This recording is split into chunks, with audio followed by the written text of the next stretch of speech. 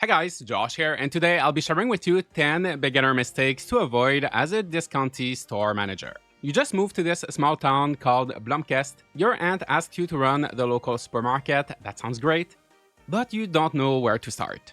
Don't worry, after becoming a successful franchisee myself, Discounty reached out to sponsor this video and invited me to give you all the knowledge you need to bring your store to the next level. If you're not part of the Discounty family yet, join us using the link in the description, and when you're ready, leave a like to let me know and we can start our training session. Okay, ready? The number one rule any good store manager should know is that layout is everything. Anytime that a customer walks by a shelf, there's a chance they'll make an impulse purchase and you want to take advantage of that as much as possible. Place items with high profit margins, such as those from trade deals, in high foot traffic areas, and the less profitable ones, like produce, can be a bit further away. While as a general rule, you should keep your layout pretty open as customers will get frustrated if what they need is hard to find, you can definitely optimize the placement of your shelves so that customers end up walking by as many of your products as possible.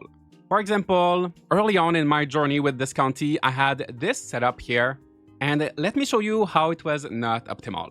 I wanted my customers to be healthy, so I put the produce first thing when they entered, and then they would walk to the middle of the store and go wherever they wanted to find everything else.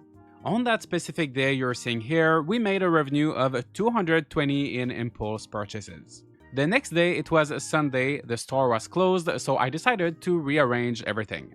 Instead of produce, I decided to put the more expensive seafood near the entrance, and in such a way that it blocked the right side of the store, so that customers couldn't just pick up one item and go to the cash register right away. So now they had to start their shopping experience from the left side of the store, going all the way around, and that ensured they didn't miss out on any of our beautiful offerings. On Monday, just with that change of layout, we made 428 in impulse purchases, almost double what we did on Saturday, so sometimes all you need is to move a few things around. As a new franchisee, your store might look a bit empty, which is of course not good for Discounty's image, and it also makes you miss out on potential impulse purchases. So let's say you have 5 sodas and 2 shelves left. Well, instead of putting all of your sodas together on a single shelf, you can divide them over the 2 shelves. Your customers will be truly amazed by the selection of sodas on display, and they might be more tempted to buy one. Ideally, you should avoid running that low on sodas in the first place, and to help you with that, Discounty is generously providing you with a powerful Crinkle OS computer. Not only is it used to order products, don't forget to check it every morning before starting your shift, as the company will give you 1 weekly and 2 daily challenges to complete. These will give you points that can be redeemed to expand your lineup of products, and once you've expanded your store a bit, with 10 points, you'll be able to get this very efficient barcode scanner, completely eliminating the need to memorize all of the prices. If you want to get a lot of points, try making as many of your orders count as possible. So let's say it's the end of the day and you need to place an order for a product, but there's no challenge associated with it, then it could be worth waiting and placing your order the following morning instead, as the challenges refresh. Similarly, once you have points, you are encouraged to redeem them, but again, timing is important. As soon as you unlock a new product, let's say shampoo, Discounty will instantly notify your customers and they will come in asking for shampoo. So first, make sure you have some extra shelves available, that you have enough funds to place an order for these new products, and some spare time to accept the delivery. Our delivery guy is a busy guy, and while he will arrive instantly with your order, if you take more than 2 minutes to pick up the crates, he will move on to his next customer, keep all the shampoo for himself, and you'll have to place a brand new order.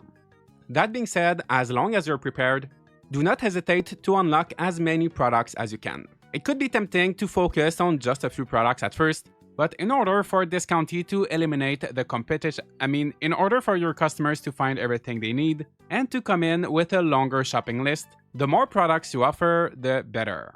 Speaking of, some may say this is a bit invasive, but if you want a nice car customer approval rating, you do need to check what's on the shopping list of your customers.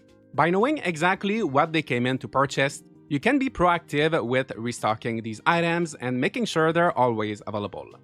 If you see a customer with a bubble that has a product and a question mark, that means you're either out of stock or that the product can't be reached. If that happens, restock as soon as possible, or if you're feeling lazy, interact with the customer to let them know you didn't do your job properly and that you don't have the product. You will miss out on a sale, but at least that way they will stop looking, and if you didn't wait too long, they shouldn't get too angry.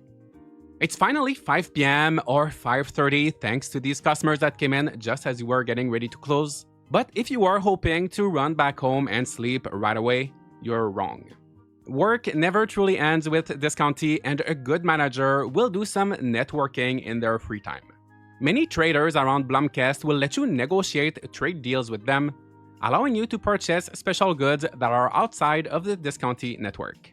You will have to go pick up the crates yourself, and while they can be more expensive than our store brand products, in the end they have the best profit margins, so you should prioritize them.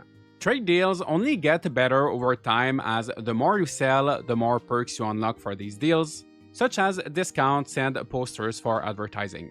If you want the more bang for your perk point, I would suggest starting with the perks increasing the quantity of items you get. Otherwise, you will quickly run out, you'll have to wait 1 week for the trader to restock, and it will take you longer to level up those trade deals. While you're out and about making deals, keep an eye out for objects with a yellow outline to learn more about what your customers are up to in their personal life outside of the store. Who knows, you could make a few friends, but ultimately, what we want is for everyone to spend more of their time inside Discounti. That is why you should go to the town hall regularly and use their very slow printer to print some posters. You can put up to 2 by the bus stop, 2 in front of the tavern, and 3 on the fish auction building. If you have these 7 posters up at all times, customers won't be able to stop thinking about your amazing store and products.